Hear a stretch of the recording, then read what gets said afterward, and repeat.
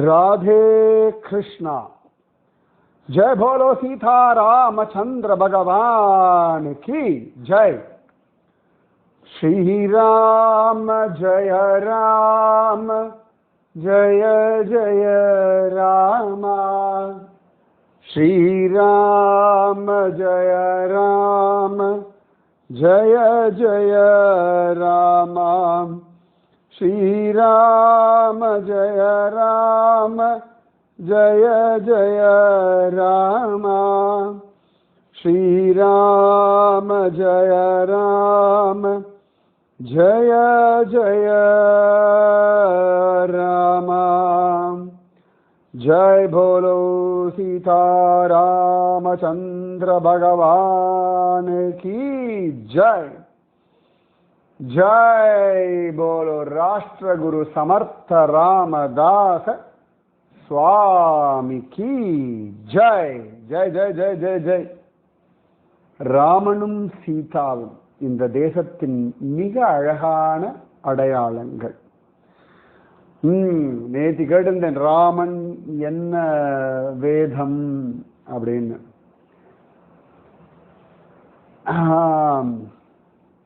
அதுக்கு பதில் ராமன் சீதாராம கல்யாணத்துல சொன்ன கல்யாண பிரவரம் அதை சொல்றேன், சரியா? முதல்ல சீதா மாதாவை சொல்லிடுவோமா? அவதானே ராஜாத்தி செல்லகுட்டி. ரொம்ப அழகா ஜனகருடைய குலகுருவான சதானந்தர், அகல்யா கௌதமர் அவர்களுடைய பையன் இவர். அவர் சீதாதேவியினுடைய பிரபலங்களை சொல்றார். யஜுர்வேத சாகாத்யாயினீம் ஆங்கிரச ஆயாஸ்ய கௌதம பிரயாஷேய பிரவரான்வித கௌதம கோத்ரோத்பவாம் சதுர்தச புவனாதீஸ்வரிம் அகிலாண்ட கோட்டி பிரம்மாண்ட நாயகி நாயிகாம் தத்வஸ்வரூபிணிம் சந்திர வம்ச பிரதீபிகாம் சரணாகதவத்சலாம் வேதி கர்ப்போதிதாம் பத்மாலங்கிருத கமலாம் கமலஹம்சகாமினீம் இந்தீவரலோச்சனாம் திவ்யஸ்ரக்வஸ்திரபூஷணாம் ஹரிச்சந்தனலிப்தபுஜாந்தராம் வித்யுத்பிரபாம் விசாலாக்ஷீம் ஸ்னிக்த குஞ்சித மூர்தஜாம் அம்சாங்கித க்ஷோபேன கிஞ்சித் பீதேன சம்ருதாம் வாசிதேனோத்தரை சம்ருதாம் வாசிதேனோத்தரீனே சுரக்தேன சுசம்ருதாம் ஜகன்மாதரம் நினிவம்சோத்பவாம் ஸ்வர்ணரோம மகாராஜவர்மணः நப்த்ரீம் ஷஸ்வரோம மகாராஜவர்மணः பௌத்ரீம் ஜனக மகாராஜவர்மணः புத்ரீம் ஸ்ரீ சீதா நாம்னீம் சாக்ஷாத் லக்ஷ்மீ ஸ்வரூபரூபிணீம் இமம் கன்யாம். சில இடத்துல அந்த புக்கில் கிளியராக இல்லை, அதனால கொஞ்சம் நிறுத்தி நிதானமாக வாசிக்க வேண்டியிருந்தது. இது அப்படியே தமிழில் சொல்கிறேன். யஜுர்வேதத்தை அத்தியனம் பண்ணியவரும் ஆங்கிரசர், ஆயாஸ்யர், கௌதமர் முதலிய 3 ரிஷிகளை கொண்ட பிரவரத்தோடு கூடிய கௌதம கோத்திரத்தில் தோன்றியவளும். சோ யஜுர்வேதம் கௌதம கோத்திரம், 14 உலகங்களுக்கு ராணியும் கோடிக்கணக்கான பிரம்மாண்டங்களுக்கு நாயகியும் சேதன அச்சேதன தத்துவங்களில் பரவியிருப்பவளும் சந்திரவம்சத்தை விளங்கச் செய்பவளும்.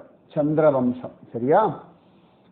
சரணாகதி பண்ணவர்களிடத்தில் பேரன்பு மிக்கவளும் யாக வேதி நின்று தோன்றியவளும் தாமரை மலரை கையில் ஏந்தியவளும் அன்னம் போன்ற நடையழகு உடையவளும் கருணைதல் போன்ற கண்ணழகியும் தெய்வீகமான மாலை ஆடை திருவாபரணங்களை அணிந்தவளும் மஞ்சளான சந்தனம் பூசிய திருமார்பினளும் மென்மையான மடிப்புடன் கூடிய கூந்தலை உடையவளும் இடுப்பில் அன்னக்கரையிட்ட வெளிர்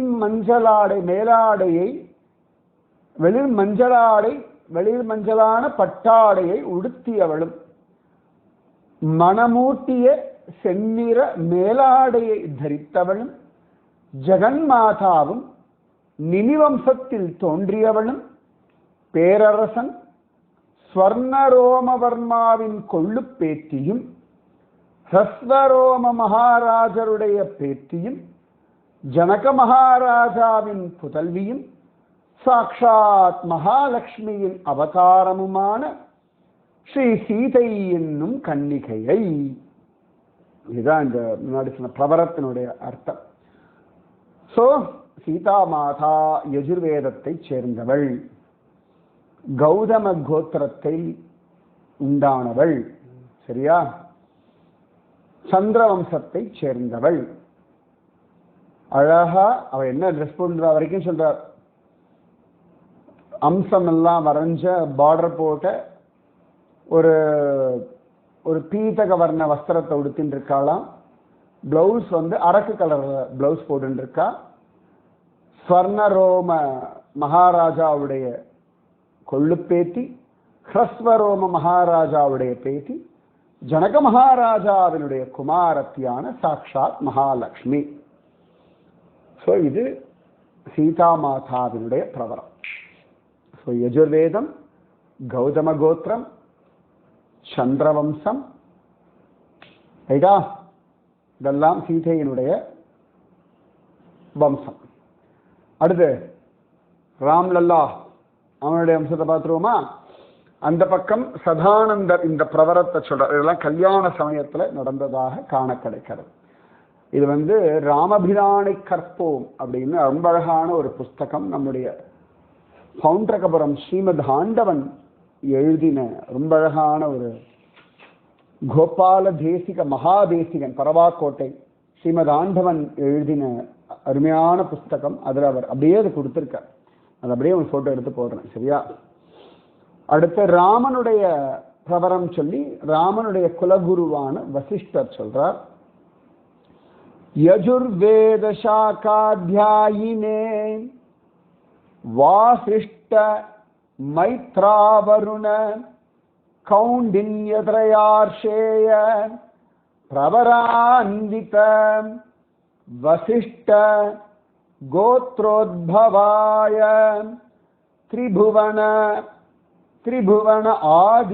திரிபுவனாதீஷாய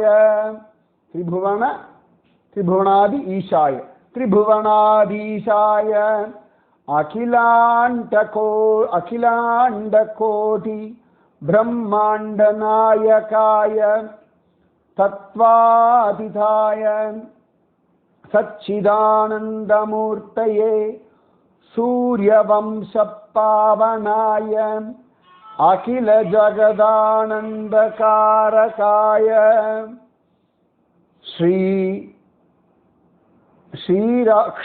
க்ஷீராபிவாசினே சரணாகதவத்சலாய கௌசல்யானந்தவர்தனாய ताटका ताटकेयान्तकाय श्रीपादरेणुपालित गौतम कलत्राय परमभागवतार्चिताय खण्डीकृत त्रिपुरचापाय साधुजननिवास वृक्षाय लक्ष्मणाग्रजाय श्रीवत्स कौस्तुभहार कनक केयूरादि दिव्याभरण भूषिताय वैजयंती वनमाला शोभिताय इक्ष्वाकुवंशोद्भवाय नाभागवर्मणः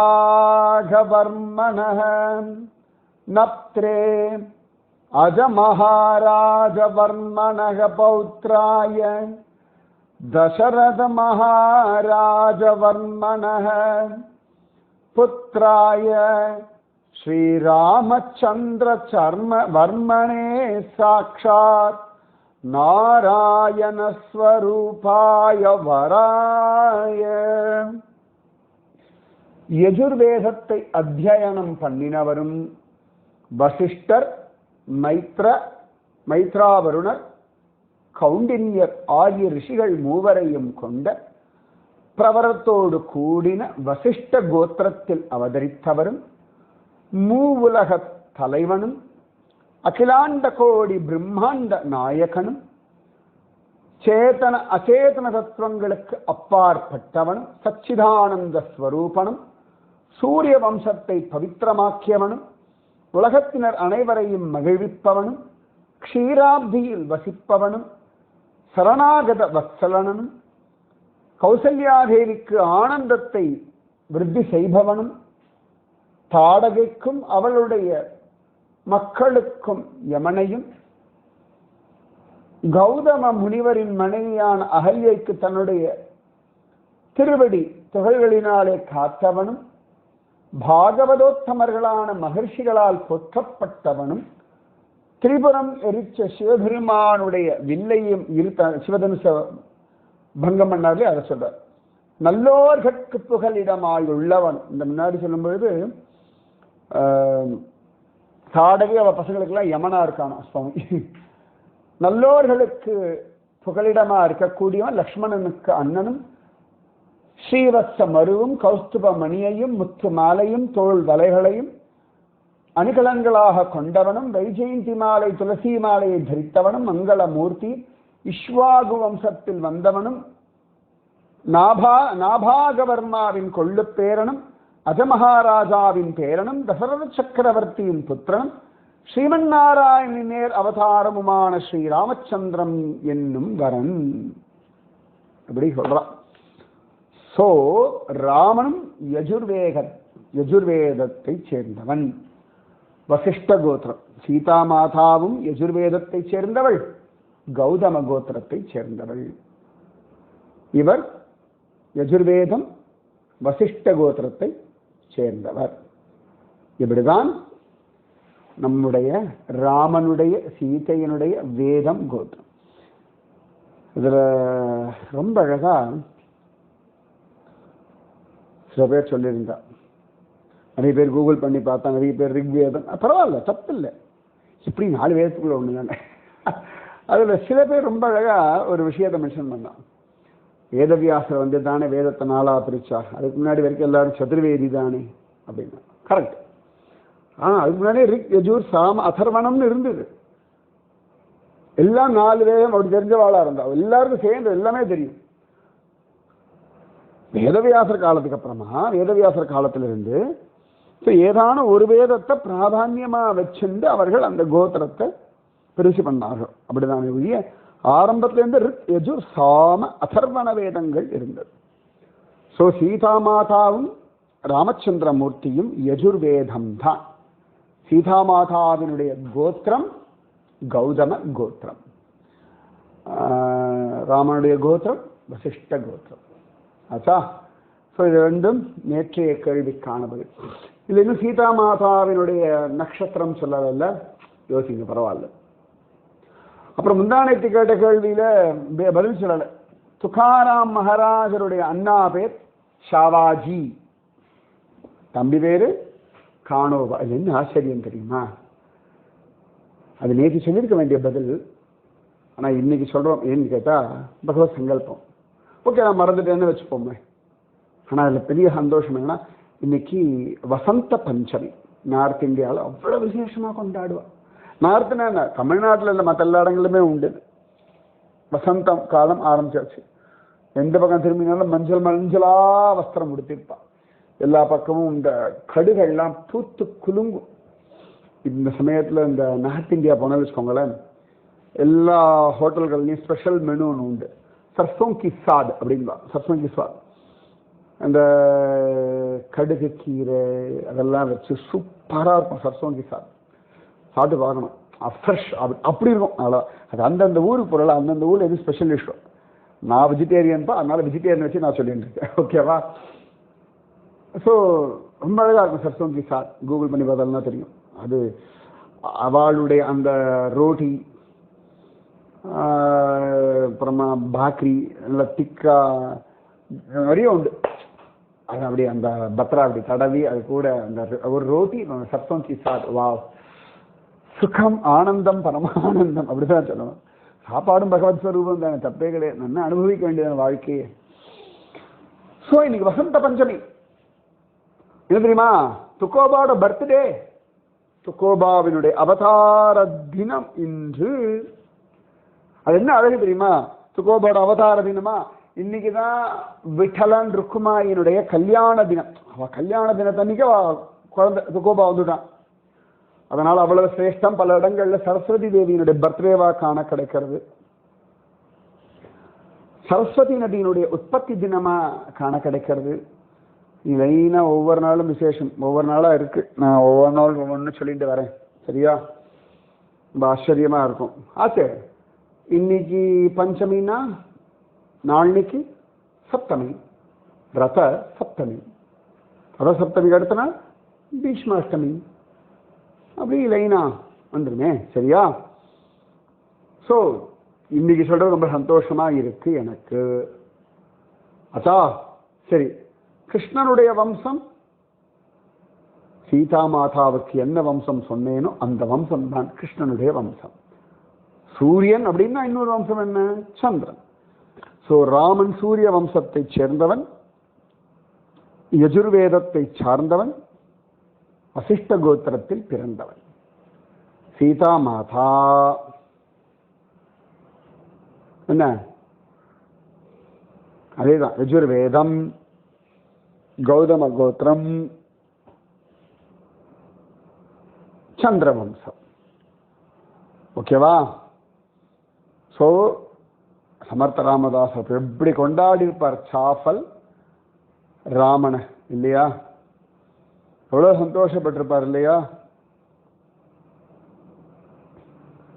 அதனாலே இது எல்லாமே சிரேஷ்டம். சரி, அப்ப சீதா மாதாவினுடைய நட்சத்திரம் புஷ்ய நட்சத்திரம். புஷ்யம்னா பூசம், ரைட்டா? பூச நட்சத்திரத்தில் பிறந்தவர் யார்? யோசிங்கோ. சீதா மாதா புஷ்ய நட்சத்திரம். அதே மாதிரி ராமனுக்கு ரொம்ப வேண்டப்பட்ட ஒருத்தரும் நிறைய பேர் உண்டு. அட்லீஸ்ட் ஒருத்தரை சொல்லுங்க பார்க்கலாம். புஷ்ய நட்சத்திரத்தில் பிறந்த ராமனுக்கு மிகவும் பிடித்தவர் யார்? யார் யார்? அவ்வளவு சிரேஷ்டம் இந்த ராமனும் சீதையும். சீதை பிறக்கல, அயோனிஜைன்னு பேர், கர்ப்பவாசம் இல்லாதவள்னு பேர். ஸோ அவள் எந்த நட்சத்திரத்தில் கிடைச்சாலும் அதுவே அவளுடைய நட்சத்திரம் அப்படின்னு காண கிடைக்கும். ஓகேவா? எல்லா கேள்விக்கும் பதில் சொல்லிட்டேன்னு நினைக்கிறேன். மறந்துட்டு நாளைக்கு சொல்லு, நோ ப்ராப்ளம். எனக்கு ஞாபகம் நிறைய பேர் கேளு, ஒரு கவலையும் இல்லை. எப்படிப்பட்ட ராமன் சமர்த்த ராமதாசர் கிடைச்சா எவ்வளவு சந்தோஷப்பட்டிருப்பார் இல்லையா? இவ்வளவு பெரிய ராமன், இவ்வளவு பெரிய சீதை, அவருக்கு மகாபலேஸ்வர் காட்டுக்குள்ள காட்சி கொடுத்திருக்கார். இந்த சீதா மாதா ராமதாசருக்கு சாப்பாடு போட்டு நல்லா சாப்பிட வச்சிருக்கா. ராமனோ வந்து வந்து ஆசீர்வாதம் பண்றான். ராமதாசன்னு பேர் கொடுத்திருக்கான். வேற என்ன வேணும்? அப்படிப்பட்ட ராமதாசர் சரித்திரத்தை நாம கேட்டுட்டு இருக்கோம். சாஃபல், இந்த சாஃபல்ல இந்த ராமன் வந்தாச்சு, பிரதிஷ்டை பண்ணியாச்சு, ஊரே வந்து பார்க்கறது, ஆனந்தத்துல தலைக்கிறது, ஆஹா ஆஹா ஆஹான்னு கொண்டாடுறா. ராமதாசருடைய சிஷ்யர்களுக்கெல்லாம் இன்னும் பெருமை, இந்துக்களுக்கெல்லாம் இன்னும் தைரியம், இன்னும் உற்சாகம், இன்னும் ஆனந்தம், இன்னும் மனோபலம் எல்லாம் வந்துடுத்து. சமர்த்த ராமதாசோ நம்ம ராமன் வந்தாச்சே அப்படின்னு சொல்லிட்டார். ஆச்சு. உடனே உற்சவம். இந்த ராமன் கிடைச்சாச்சு. ஸ்ரீராம நவமி உற்சவம் கொண்டாடுறார். உங்களுக்குதான் தெரியுமே ஸ்ரீராம நவமி எப்ப வரும். இந்த ஸ்ரீராம நவமிக்கு அப்புறமா வர பௌர்ணமி சித்ரா பௌர்ணமி இருக்கு இல்லையா? சித்ரா பௌர்ணமி தான் ஆஞ்சநேயருடைய அவதார தினமாக சில சம்பிரதாயங்கள்ல கொண்டாடுவார். தமிழ்நாட்டில் தான் மார்கழி மூலம். ஸோ நம்ம சமர்த்த ராமதாஸ் என்ன பண்றார், ராமநவமிக்கு அந்த பிரதமையிலேருந்து ஆரம்பிச்சு ஆஞ்சநேயருடைய இந்த சித்ரா பௌர்ணமி வரைக்கும் உற்சவம். ஒவ்வொரு நாளும் விதவிதமான அலங்காரம், அவாவா கொண்டு வந்து விதவிதமான நகை, கிரீடம், புஷ்பங்கள், பழங்கள், நிவேதனம், அவாவா சந்தோஷம். இந்த சிஷ்யர்கள்லாம் பிக்ஷை எடுத்து ஒவ்வொருத்தரும் ஒவ்வொன்று கொடுக்க, அதை கொண்டு வந்து ராமதாசர் கிட்ட கொடுக்கலாம். சமர்த்த ராமதாசரும் பிக்ஷை எடுத்து கொண்டு வந்து கொடுக்கிறார். இந்த உற்சவம் ஆரம்பிக்கிறோம்னா முதல்ல மகா கணபதிக்கு ஒரு சூரத்தேங்காய் போடுவார். ஏன்னா அவர் தானே புத்தியை தூண்டணும். அப்புறம் சரஸ்வதி தேவி, வாக்தேவி, அவதான ஞானத்தை கொடுக்கணும், அவளுக்கு ஒரு பூஜை. சரியா இன்னைக்கு வசந்த பஞ்சமி, சரஸ்வதி தேவியினுடைய அவதார தினம். சரஸ்வதி தேவி பிறந்த இடம்தான் காஷ்மீர். காஷ்மீர புறவாசினி அப்படின்னு தான் நம்முடைய புராணம் சொல்றது. நமஸ்தே சாரதே தேவி காஷ்மீர புறவாசினி. அதனால அந்த காஷ்மீர் நன்னா இருக்கணும், இன்னும் நன்னா இருக்கும். கஷ்யப்பரெல்லாம் தபஸ் பண்ண இடம் சாரதா பீட்டம். அதனால நாங்கள் சாரதா பீட்டம் அவ்வளோ வசதி. அப்ப அத்தனை ஆச்சரியம் நம்முடைய சமர்த்த ராமதாசரும் காஷ்மீரமும். அவர் ஏற்கனவே போயிருக்காருங்கதான். ஸோ அதுக்கப்புறமா இந்த உற்சவத்தை ஆரம்பிப்பார். ஒவ்வொருத்தருக்கும் ஒவ்வொரு வேலை, ஒவ்வொரு வேலை, ஒவ்வொரு வேலை. இந்தந்த வேலையில இந்தந்த வேலைகளை இவரவர்கள் பண்ணணும். முக்கியமாக பகவத் பிரசாதம், இந்த கிச்சன் வேலையெல்லாம் மெயின் சூப்பர்வைசர் யாருன்னா அக்கா பாயி, வேணா பாயி, இவர்கள் தான். இவர்கள்லாம் பால்ய விதவைகள். ஆனால் அவளுக்கு தான் மெயின் உரிமை. யாருமே இங்க அமங்கலம் அமங்கலிகள்னு கிடையாது. அவள்லாம் ஞானிகள், தபஸ்விகள், சன்னியாசிகள். எவ்வளோ பெரிய விஷயம் தெரியுமா? அவளெல்லாம் பார்க்கறதே பாக்யம். என்ன ஒரு தபஸ்! இந்த உலகத்துல அகம்பாவி, திமிர் பிடிச்சவா, சுயநலம் பிரசாசிகள், அடுத்தவாளை பட்டம் தட்டுவா, இவாளெல்லாம் தான் அமங்கலம். கணவனை இழந்தவர்கள்லாம் அமங்கலம்லாம் நிச்சயமா கிடையவே கிடையாது. அதுவும் சில கணவன்லாம் போனாலே நிம்மதி தான். ஏன்னா அவன் பண்ற அட்டகாசத்துக்கு குடிச்சுட்டு படாத பாடுபடுத்துண்டு சந்தேகப்பட்டுண்டு அடுத்தவாள்லாம் வாழறதை விட அதுக்காக அவனோட இல்லைனாலே அதுவே ஒரு பெரிய ரிலீஃப் சில பெண்களுக்கு. ஸோ ரொம்ப அழகா உற்சவம். இந்த உற்சவம் எல்லாம் ஆரம்பிச்சு வச்சிருவார் சமர்த்த ராமதாசர். ஆரம்பிச்சுட்டு அவர் போயிடுவார், அங்க இருக்க மாட்டார். அவருக்கு இந்த பெரிய கூட்டம், இந்த உற்சவாதிகள், இதிலெல்லாம் மக்களை சேர்க்கணும், மக்கள்லாம் அதை அனுபவிக்கணும், அவ்வளோதான். இவர் என்ன பண்ணுவார், எங்கேயாவது ஒரு குகை கிடச்சிடும் அவருக்கு அக்கம் பக்கத்தில், அங்கே போய் உக்காந்துட்டு அவர் பாட்டுக்கு தபஸ் பண்ணிட்டு இருப்பார். கூடவே முக்கால்வாசி கல்யாண சுவாமி போயிடுவார். மற்ற விஷயம் இந்த இடத்துல நடக்கிற விஷயங்கள்லாம் கல்யாண சுவாமிக்கு அவர் போய் பார்த்துட்டு அப்டேட் பண்ணிட்டு வருவார். இங்கேயே உட்காந்துட்டு பார், தியானம் பண்ணுவார், நீங்க எதை பண்ண சொல்லு, இதை பண்ண சொல்லுவார். அவர் ஏகாந்தமாக உட்காந்துட்டு ராமநாமம் ஜபிப்பார். ஆமாம், அவனுக்கு பிடிச்சிருக்கா, சந்தோஷமா இருக்கா, உற்சவம் எல்லாம் உனக்கு பிடிச்சிருக்கு இல்லையா, உன் பக்தர்கள்லாம் சந்தோஷப்படுறா இல்லையா, நீ சீதம்மா ஆஞ்சநேய மூர்த்திலாம் சந்தோஷம் தானே, இப்படிலாம் அவர் ஏகாந்தமா ராமனோட பேசிட்டு இருப்பார். அது மகாத்மாக்களுடைய ஒரு பெரிய குணம். அந்த உற்சவத்தில் நான் இதை பண்ணேன், அதை பண்ணேன், அப்படி பண்ணேன், இப்படி பண்ணேன் அப்படின்லாம் பெருமை பண்ணாம, பெருமை வீதிக்காம, நம்மெல்லாம் இத்தனோண்டு ஒரு வேலையை பண்ணிட்டு நம்ம பண்ற பெருமை இருக்கே, அப்பப்பா தாங்க முடியாது. சமர்த்த ராமதாசர் என்னமோ தனக்கு அதுக்கு சம்மந்தமே இல்லாத போல சிஷ்யர்கள்லாம் நடத்தினா. ராமன் ஆசைப்பட்டான், ராமன் அழகா பார்த்து நடத்தினான், ராமராயா நடத்தினான், இவ்வளவுதான் அவருடைய அழகான மைண்ட் செட். நிறைய குகையா உட்கார்ந்து இருப்பார். இந்த உற்சவம், இந்த சாசல், இங்க இருக்கிற ஜனங்கள், சுத்தி இருக்கக்கூடிய கிராமங்கள், பட் அவருக்கு பெருசு ராமராஜ்யம், பெரிதிலும் பெரிதுகள் ராமராஜ்யம், ஹிந்து சாம்ராஜ்யம், இந்துக்களுடைய தைரியம், அவருடையது பெருசு, அவருடைய லட்சியம் ரொம்ப பெருசு. அதுல அந்த கோடி விஷயத்துல ஒரு விஷயம் இந்த சாஃபல், ராம் மந்திர், உற்சவம், இதெல்லாம் எவ்வளவு விசாலமான மனசு இல்ல நிஜமாவே. போய் பார்ப்போம், சாஃபல் போய் பார்த்துத்தான் ஆகணும் எனக்கு, சரியா? அதை போல நினைக்காதீங்க. இன்னைக்கு சீதாராமனுடைய கல்யாண வைபவ விஷயம் கேட்டோமே, சூப்பர்ல, அழகா அது தியானம் பண்ணுவோம். இன்னைக்கு ஏதோ கேள்வி சொன்னல, சொல்லிட்டேன் கேள்வி, திருப்பி யோசிங்கோ, கண்டுபிடிங்கோ. ராதே கிருஷ்ணா.